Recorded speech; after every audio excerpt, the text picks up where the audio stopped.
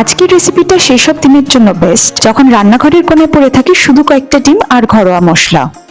কিন্তু একটা জিনিস খেয়াল করেছি, ডিম যতই সিম্পল হোক ঠিকভাবে বানালে এটা একদম আলাদা লেভেলে চলে যেতে পারে। মানে একই ডিম কিন্তু টেক্সচার, ফ্লেভার সবটাই বদলে যায়।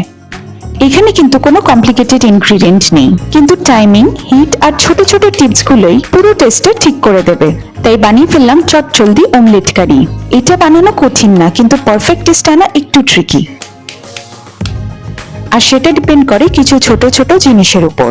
আপনারা যদি এই রান্নাটা একটু মন দিয়ে শেষ অবধি ফলো করেন, তাহলে যে কটা রিয়েল টিপস বলেছি সেইগুলো কাজে লাগালে এই কারিটা হয়ে যাবে একদম সুপারহিট। এখানে ডিমের অমলেট বানানোর মতন দুটো ডিমটাকে ফেটিয়ে নিয়ে সামান্য নুন আর পেঁয়াজ কুচি দিয়ে দিয়েছি। এবার ননস্টিক ফ্রাইং প্যানে সাদা তেল দিয়ে গরম করে ডিমের অমলেটটাকে বানিয়ে নেব। তারপরে এটাকে এরকম ভাবে রোল করে নিয়ে ইকুয়াল পার্টসে কেটে নেব। এবার ঠিক একই প্রসেসে আরো দুটো ডিম দিয়ে অমলেটটা করে নেব। এখানে আসছে টিপস নাম্বার 1। আপনারা দেখলেই বুঝতে পারছেন অমলেটটা কিন্তু আমি বেশি ভাজা করিনি। এটাকে হালকা নরম থাকতেই নামিয়ে নিতে হবে, না হলে শক্ত হয়ে যেতে পারে, কারণ পরে কারিতে আবার কুক হবে। এবার এই একই ফ্রাইং প্যানে সামান্য একটু সাদা তেল দিয়ে সামান্য সাদা জিরে, কুচো পেঁয়াজ দিয়ে সামান্য একটু নুন দিয়ে ভেজে নেব। এখানে আসছে টিপস নাম্বার 2। পেঁয়াজটা একটু ধীরে ভাজতে হবে, তাড়াহুড়ো করলে ওই মিষ্টি ফ্লেভারটা বেরিয়ে যায়। আর একদম হালকা একটা লাইট ব্রাউন কালার আসলে টমেটো পিউরিটা এখানে দিয়ে দেব।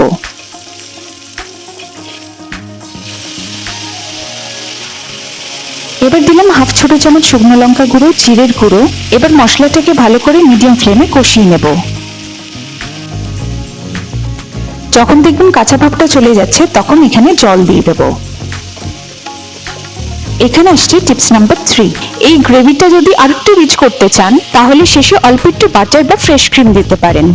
তবে আমি এখানে হালকা রেখেছি, তার জন্য সামান্য একটু হলুদ গুঁড়ো আর নুন দিয়ে ভালো করে নেড়ে চেড়ে নিলাম। মশলাটা ভালো করে জলে মিশে গেলে এখানে কেটে রাখা ডিমের অমলেট গুলোকে দিয়ে দেব। এখানে আসছে টিপস নাম্বার 4। অনেকে গোটা অমলেটটা দিতে পছন্দ করেন, কিন্তু আমি এখানে অমলেটের টুকরো করে নিয়েছি, কারণ কারিতে দেওয়ার আগে কেটে নিলে গ্রেভিটা ভালো ঢুকবে ভিতরে। এবার এখানে আমি দিয়ে দিচ্ছি শাহি গরম মশলা হাফ ছোট চামচ। এবার 2-3 মিনিটের মতন ঢেকে রেখে দেবো। এখানে আসছে টিপস নাম্বার 5।